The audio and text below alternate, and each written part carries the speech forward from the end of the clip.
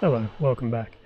Since I spent far too many minutes at the beginning of the last video talking about my improvised strap lock situation, I figured I'd do the same thing again, only I've made an upgrade and I've become one of those beer gasket guys. You can see the telltale red circle on my strap button there.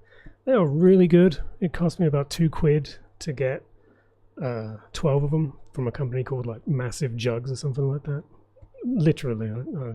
Anyway, they're really good. They keep your strap on and they don't make any sound. They don't make that like grinding, swirly sound, metal sound on metal sound. And yeah, I can't recommend it enough. I guess that's all there is to say about the matter. Sorry, it does that from time to time. Anyway, I wanted to talk to you about today, but I'm not going to. Instead, I'm going to talk about these chords. You know what that is?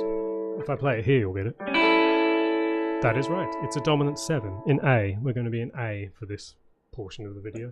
And I wanted to talk about this particular voicing of the dominant 7 because of how undominant 7th-ish it sounds. You know, it's got that modern kind of sound. You know, that PBS soft jazz modern from 45 years ago. Anyways, and if I also play a bunch of A7 chords, you'll hear the dissimilarity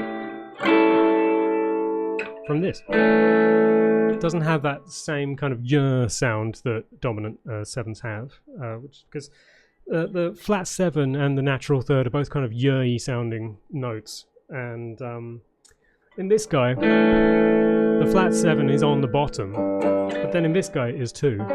Hello, it's me from the next segment. I wanted to also let you know that this particular voicing of the dominant 7 is what's known as a third inversion. Now if you want a visual aid for that, let's imagine a little guy, and now let's imagine that he has 1, 3, 5, 7 written down his side, and now let's imagine that he starts to do a roly-poly. Imagine it, because I'm not animating that. Now, the first number after 1 that's going to be on top is 3, followed by 5, and then 7. So it's the third inversion. There you go, I'm glad we had this talk. I'll see you in a moment. Love you, bye. And I think the main difference between the two, what really separates them, is the fact that in this guy, the natural third is right next to the flat 7. They're hugging one another. And then in this guy, it's got the root and the 5th in between the flat 7 and the third. So they're as far away as they can be in this guy, and as close as they can be here. So that's probably the reason why they both have a flat 7 on the bottom, but they sound completely different. Yeah, I just think those chords are really cool, and the typical application that they have in pop and rock music is that kind of Beatlesy walkie downy chord kind of thing.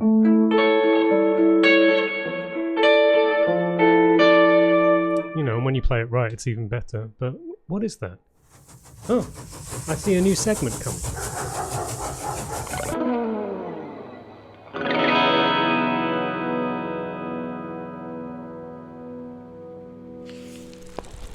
Hello, it's me from earlier. And welcome to the Book Corner, where we're going to kick off the segment by talking about the book that's in the intro to the segment, Ted Green's Chord Chemistry. Now this is a great book for many reasons, but one of them is definitely this picture on the first page, where you have Ted Green sat amongst this harem of beautiful guitars, but with a beard that defies explanation. And considering he was clean shaven for most of his later life, he must have been wrestling with that every day. And what a guy. Indeed, what a guy, and what a book. I'm not going to talk about it for too long, because since devising this little segment, I've realized that I don't really have much to say about any book. But this one is special to me because it played a big part in my studies. As I may have just been saying, I don't know, I haven't recorded it yet. I studied all of these chords. I believe there's 238 of them. I did it in all 12 keys and tried to see which voicings worked with the open strings, because I like that jangly kind of sound. And that took the shape of this. As you see, I drew them all out, and then I went through the keys and I wrote down which ones worked, and there's little asterisks is to show me which ones need tweaking and such. And you know, you go through them and you're like, this voicing of a major 6/9 chord works in C. Well, we're not just going to take your word for that. Demonstration, please. Yeah, it's actually pretty good. Indeed it was, and there are many other great chords to be found on these 2 pages, and you could spend months studying them, and I did. And then I had the disheartening experience of flipping the page over and realising there's even more. And there's page after page and chord after chord. It's dense like a piece of fruitcake. But that isn't all that's in the book. There's different sections on stuff, and it's really informative about like voice leading and chord melodies and the cycle of fourths and all sorts of stuff. And it's all annotated by Ted in his kind of warm, humorous style. It's a really great book, and I think you should get it. Told you. But anyway, that'll do it for this episode of Enjoying Guitar. I know I said I wasn't going to make another one, but hey. I lied. Sorry about that. But at the very least, it seems like I can only make one of these a year, so I don't think you'll be too bothered by them. Yeah. Other than that, just take care of yourselves, and I'll see you again sometime. I'll see you again sometime.